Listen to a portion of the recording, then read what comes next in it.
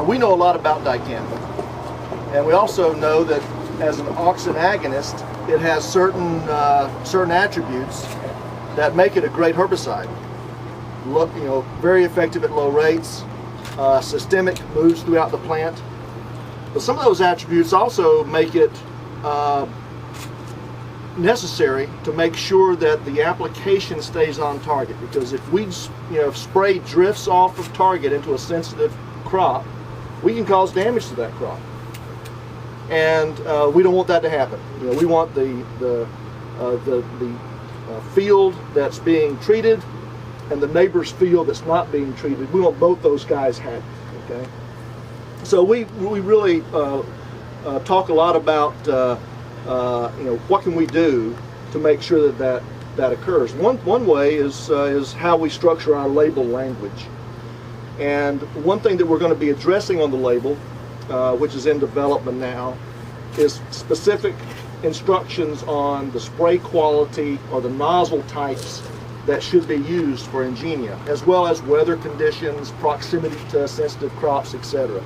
I have here a representation of 3 nozzle types that are commonly used today for spraying herbicides, to give you an idea of the differences that are out there and kind of what we're going to be messaging or requiring to be used with Engenia. So if we think of the XR nozzle, the XR 11004, a great nozzle.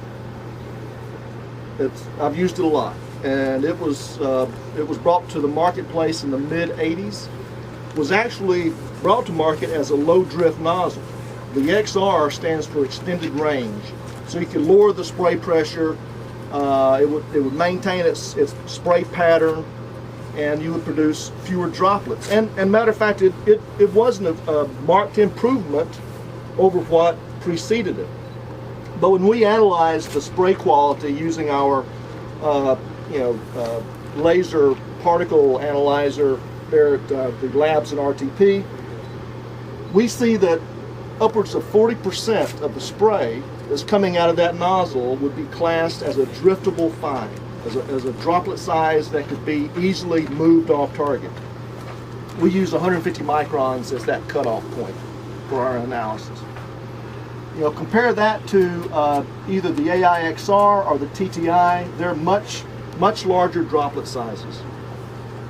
The TTI is an example of a nozzle that would meet the requirements that we will be having on our Engenia label.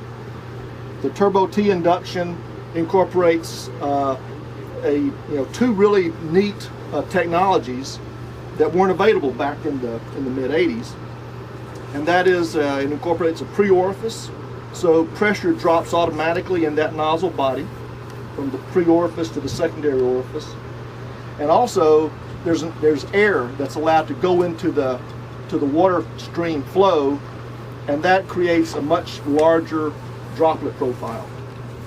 The Turbo T induction, when we analyze that with our system, our laser system, less than 1% of the volume of that nozzle would be classed as driftable. So the TTI is an example of a nozzle that would meet our requirements that we're planning on putting on the Engenia label.